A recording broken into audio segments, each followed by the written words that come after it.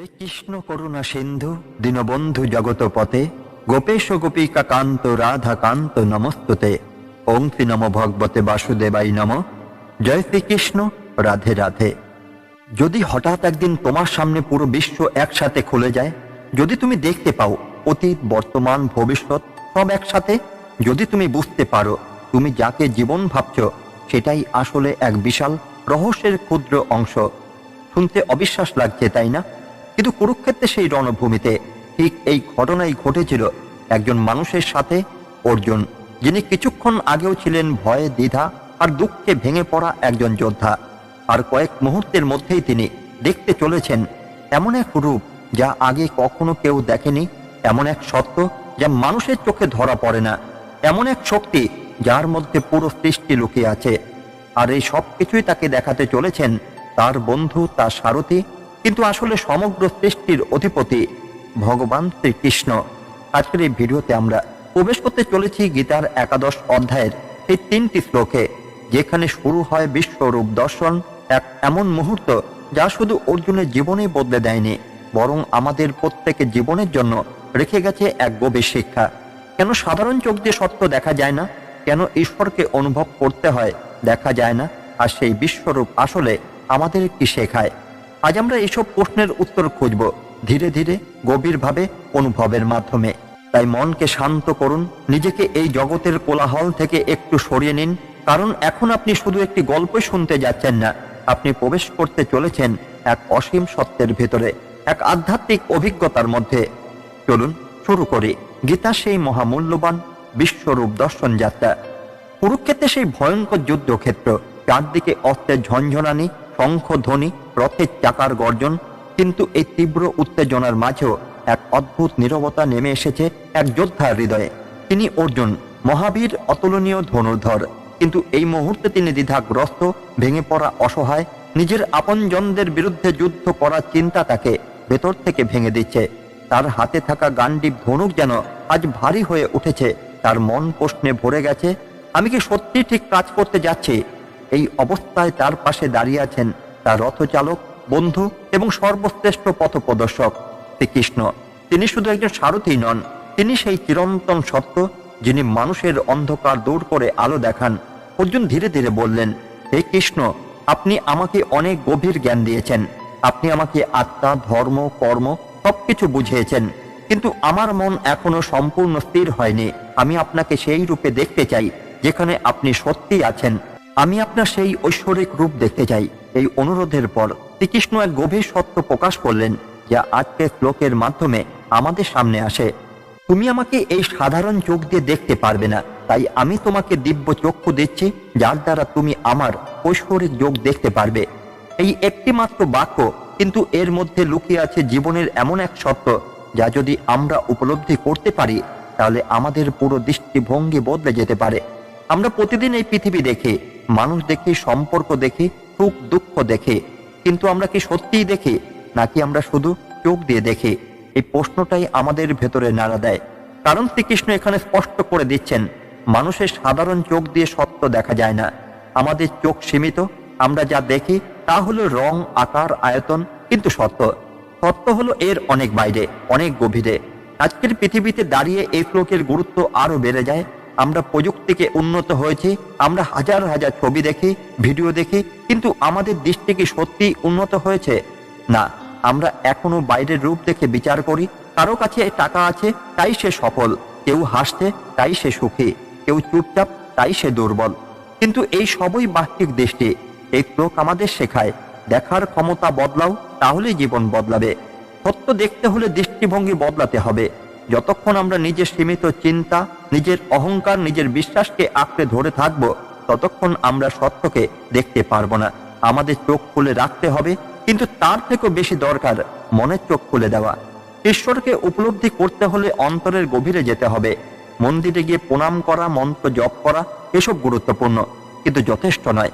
সত্যিকারের উপলব্ধি আসে যখন আমরা নিজের ভেতরে নীরবতায় প্রবেশ করি। জ্ঞান অনুভবের বিষয়। যেমন ভালোবাসা দেখা যায় না, কিন্তু অনুভব করা যায়, তেমনি ঈশ্বরও অনুভবের বিষয়। তাকে দেখতে হলে অনুভব করতে শিখতে হবে। অহংকার আমাদের সবচেয়ে বড় বাধা। আমরা ভাবি আমি সব জানি, কিন্তু এই ভাবনাই আমাদের শেখা বন্ধ করে দেয়। অর্জুন যখন নিজের সীমাবদ্ধতা মেনে নিল, তখনই সে সত্যকে দেখার যোগ্য হলো। ঈশ্বর নিজেই পথ দেখান। অর্জুন নিজে থেকে কিছু করতে পারেনি, সে কৃষ্ণের কাছে শরণ নিয়েছিল। আজও যখন আমরা সত্যিই খুঁজতে চাই, তখন জীবনে এমন মানুষ, এমন পরিস্থিতি আসে যা আমাদের পথ দেখায়। সবকিছু দেখার জন্য প্রস্তুতি দরকার। যেমন হঠাৎ করে সূর্যের দিকে তাকালে চোখ ঝলসে যায়, তেমনি সত্যকে হঠাৎ করে দেখা যায় না। তার জন্য মন, বুদ্ধি, চেতনা সবকিছুকে প্রস্তুত করতে হয়। বিশ্বাস ছাড়া জ্ঞান অসম্পূর্ণ। অর্জুন যদি কৃষ্ণকে বিশ্বাস না করত, তাহলে সে কখনোই সেই দিব্য চক্ষু পেত না। নিজের সীমাবদ্ধতা মেনে নেওয়াই আসল শক্তি। যেদিন আমরা বুঝি আমি জানি না, সেদিন থেকেই আমাদের শেখা শুরু হয়। আধ্যাত্মিক জ্ঞান আমাদের জীবনের সমস্যার সমাধান দিতে পারে। অর্জুন যুদ্ধ করতে চাইছিল না, কিন্তু এই জ্ঞান পাওয়ার পর সে নিজের কর্তব্য পালন করতে প্রস্তুত হলো। সত্য দেখতে হলে সাহস দরকার, কারণ সত্য সবসময় সহজ নয়। সত্য আমাদের বদলে দেয়, আর পরিবর্তন সবসময় সহজ নয়। এখন মহাভারতের একটি গভীর কাহিনী দিয়ে এই শ্লোকের শিক্ষা আরো স্পষ্টভাবে বোঝা যাক।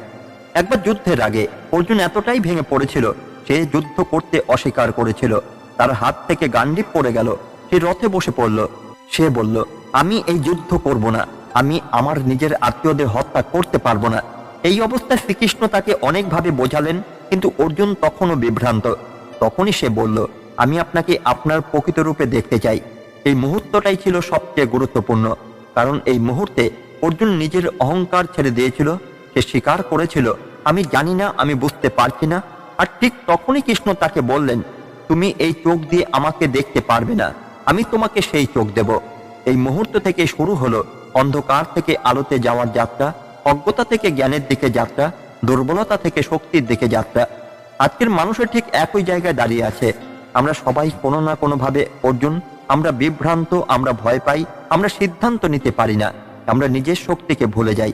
কিন্তু আমাদের জীবনে কৃষ্ণ কোথায়? তিনি আছেন আমাদের অন্তরের কণ্ঠে, আমাদের বিবেকে, আমাদের শেখার ইচ্ছায়। কিন্তু আমরা তাকে শুনি না, কারণ আমরা শুধু চোখ দিয়ে দেখি, মন দিয়ে দেখি না। এই শ্লোক আমাদের চ্যালেঞ্জ করে, তুমি কি সত্যি দেখতে চাও? কারণ যদি দেখতে চাও, তাহলে তোমাকে বদলাতে হবে, তোমাকে নিজের অহংকার ছাড়তে হবে, তোমাকে নিজের ভেতরে চোখ খুলতে হবে। যেদিন তুমি সেই দিব্য চক্ষু পাবে, সেদিন তুমি শুধু মানুষ, পরিস্থিতি, সমস্যা এ সবাই দেখবে না, তুমি তাদের আসল রূপ দেখতে পাবে।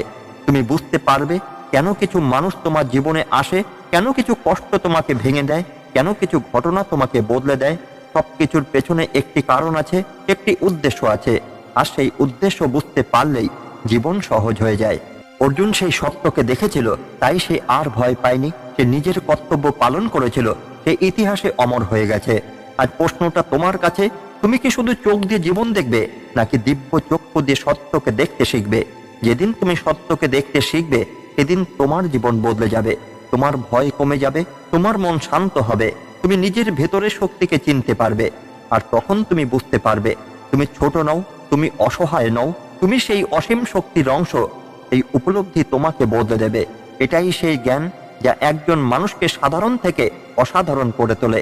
এটাই সেই মুহূর্ত যেখানে জীবন শুধু বেঁচে থাকার নাম থাকে না, জীবন হয়ে ওঠে একটি জাগরণ। কুরুক্ষেত্রে সেই মহারণ ক্ষেত্র, যেখানে প্রতিটি মুহূর্তে ইতিহাস লেখা হচ্ছে, যেখানে প্রতিটি নিঃশ্বাসে লুকিয়ে আছে মৃত্যু আর জীবনের লড়াই। ঠিক সেই মুহূর্তে এক অলৌকিক দৃশ্যের সূচনা হলো। একজন যোদ্ধা অর্জুন, যিনি কিছুক্ষণ আগেও দ্বিধা আর দুর্বলতায় ভেঙে পড়েছিলেন, এখন তিনি প্রস্তুত এক এমন সত্য দেখার জন্য যা কোনো মানুষ আগে কখনো দেখেনি। তার সামনে দাঁড়িয়ে আছেন শ্রীকৃষ্ণ, তার বন্ধু, তার সারথি। কিন্তু এই মুহূর্তে তিনি শুধুই একজন বন্ধু নন, তিনি সেই পরম সত্য, যিনি সমগ্র সৃষ্টির আধার। প্রথম ভাগে আমরা দেখছিলাম কিভাবে কৃষ্ণ অর্জুনকে বললেন যে সাধারণ চোখ দিয়ে সেই সত্য দেখা সম্ভব নয়, এবং তাকে দিব্য চক্ষু প্রদান করলেন। আর এখন শুরু হতে চলেছে সেই অভূতপূর্ব দর্শন, যা মানুষের সীমাবদ্ধ বোধের বাইরে। সঞ্জয় বললেন, হে রাজা। এইভাবে বলার পর মহাযোগেশ্বর হরি অর্জুনকে তার পরম ঐশ্বরিক রূপ দেখালেন। এই শ্লোকটি একেবারে সরল মনে হতে পারে, কিন্তু এর মধ্যে লুকিয়ে আছে এক অসীম গভীরতা, এক অলৌকিক সূচনা। এখানে প্রথমেই আমাদের বুঝতে হবে, এই বর্ণনাটি দিচ্ছেন সঞ্জয়, যিনি ধৃতরাষ্ট্রকে এই পুরো ঘটনা বর্ণনা করছেন। তিনি নিজেও সেই দিব্য দৃষ্টি পেয়েছিলেন, যার মাধ্যমে তিনি দূরে বসেও কুরুক্ষেত্রের প্রতিটি দৃশ্য দেখতে পাচ্ছিলেন। এই শ্লোকের সবচেয়ে গুরুত্বপূর্ণ শব্দ হল মহাযোগেশ্বর। শ্রীকৃষ্ণকে এখানে শুধু ঈশ্বর বলা হয়নি, বলা হয়েছে মহাযোগেশ্বর, অর্থাৎ যিনি সমস্ত যোগ শক্তির অধিকারী, যিনি সমস্ত শক্তিকে নিয়ন্ত্রণ করেন, যিনি সৃষ্টি, স্থিতি এবং প্রলয়ের অধিপতি।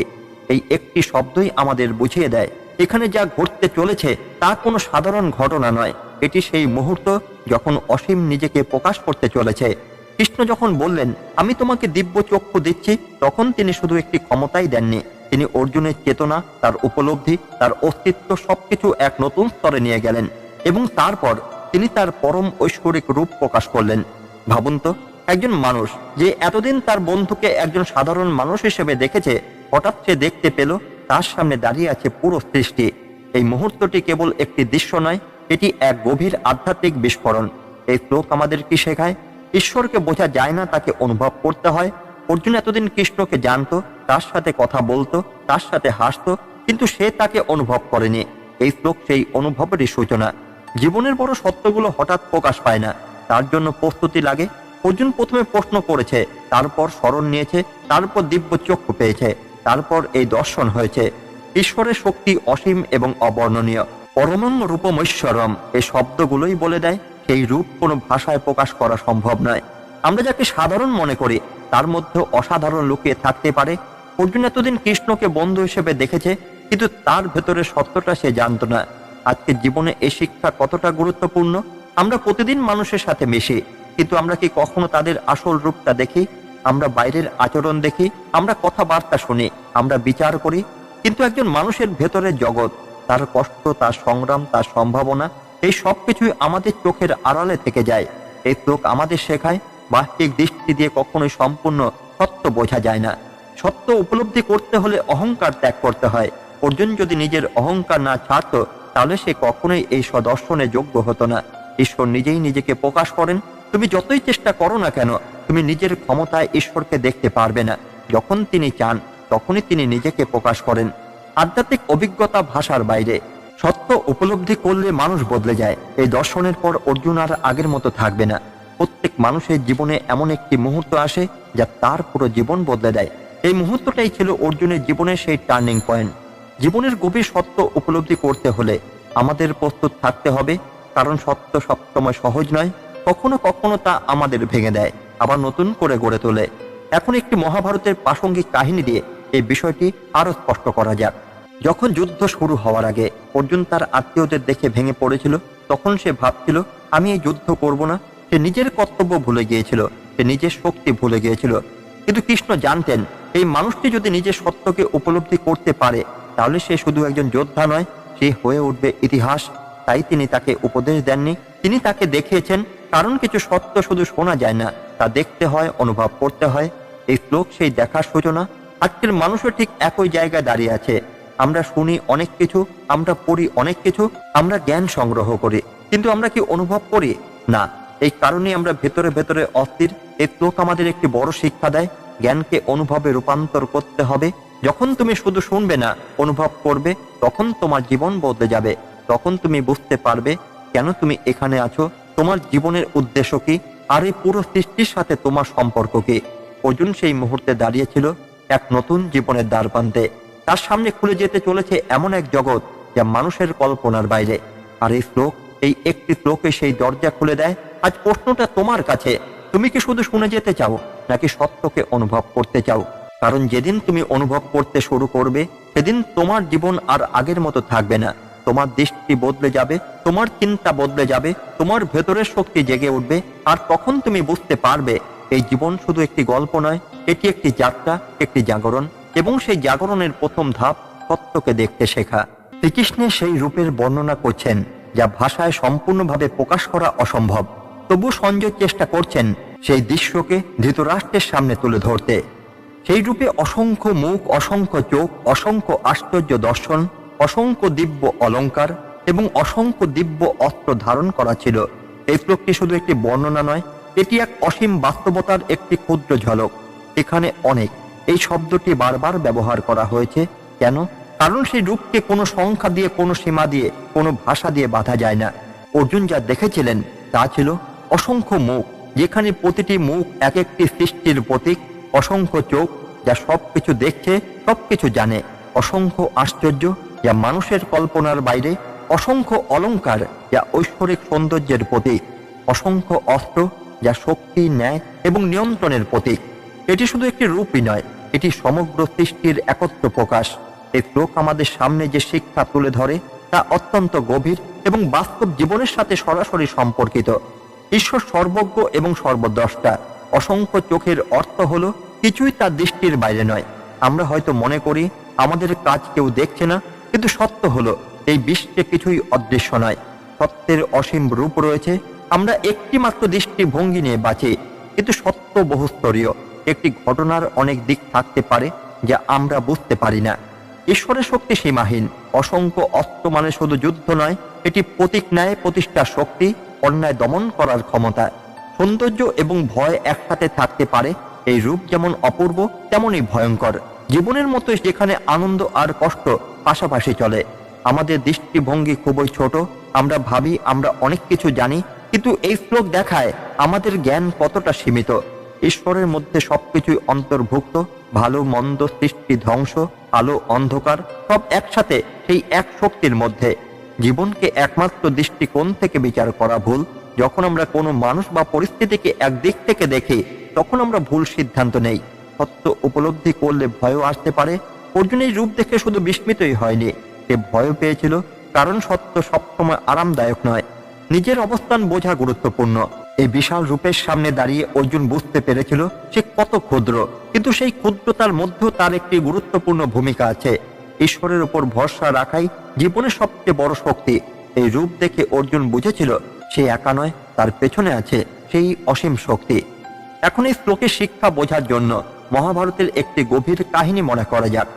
যখন যুদ্ধ চলছিল, তখন অভিমন্যু চক্রব্যূহে প্রবেশ করেছিল। সে জানতো কিভাবে প্রবেশ করতে হয়, কিন্তু বের হতে জানতো না। তবু সে থামেনি। সে একা চারদিক থেকে শত্রু ঘিরে ফেলেছে, কিন্তু সে লড়ে গেছে শেষ নিঃশ্বাস পর্যন্ত। এই কাহিনী আমাদের কি শেখায়?